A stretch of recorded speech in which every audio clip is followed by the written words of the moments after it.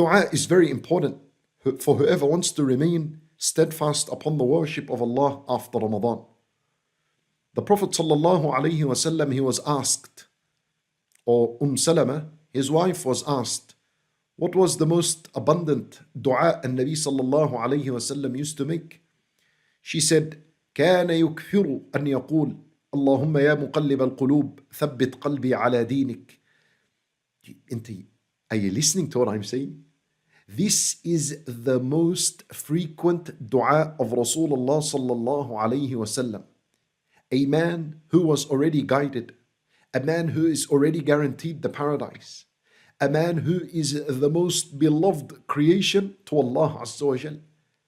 And his most dua was, O turner of the hearts, he's calling to Allah. Keep my heart firm upon your religion. Keep my heart firm upon your obedience and upon your worship. Because the Nabi sallallahu alayhi wasallam, he was asked, why is this your most frequent dua? He said, because the hearts of the slaves are between two fingers of Allah subhanahu wa ta'ala. And Allah Azza wa Jal turns them the way He wants. Do you understand what this means? It means if you're desperate for guidance and you're begging that Allah Azza wa Jal bring you closer to His deen, then this is dua you're supposed to be making. Because your heart right now, as you're listening to me, is in the fingers of Allah subhanahu wa ta'ala. He flips and He turns it the way He wants.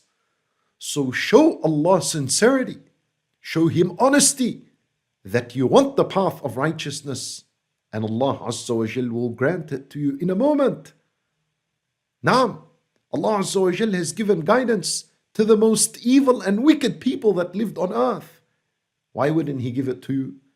You know, Umar radiallahu anhu was an evil man before he became Muslim. He was fed by the believers. He was doing horrible things. Can you imagine? In a moment, Allah turned his heart to goodness and righteousness, and he accepted Islam. Allahu-Akbar. Where did this come from? Allah Azza wa Jalla is the one who guides the heart. So there is no doubt that ad-du'a is a huge matter for the believer that wants steadfastness after Ramadan and righteousness after Ramadan. When Nabi sallallahu alayhi wasallam said something important about al-Iman, you need to understand the reality of Iman. He said, إِنَّ الْإِيمَانَ لَيَخْلَقُ فِي جَوْفِ أَحَدِكُمْ كَمَا يَخْلَقُ الثَّوْبِ. Nabi sallallahu alayhi wasallam, he said that the Iman within your heart, it wears and tears away just like clothing wears and tears away. That's the reality of Iman. It doesn't stay in one level and in one shape. It's going up and it's going down, and you have to be careful of this. Today, if your clothes were torn and there's discoloring in it, you're very quick to get rid of it and buy a new one. And that's because you can see it. Someone can tell you, look, your shirt is ripped. So you throw it in the bin, you buy a new one. But your Iman, we can't see it. I can't look inside your heart and say, brother, your Iman needs urgent resuscitation and refreshment. This is why Nabi sallallahu alayhi wasallam said, فَاسْأَلُوا اللَّهَ أَنْ يُجَدِّدَ الْإِيمَانَ فِي قُلُوبِكُمْ. Ask Allah Azza wa Jal that He renews and replenishes al-Iman that is in the heart. And that doesn't just mean to sit down and say, oh Allah, renew Iman in my heart and move on. A dua needs to be followed by action.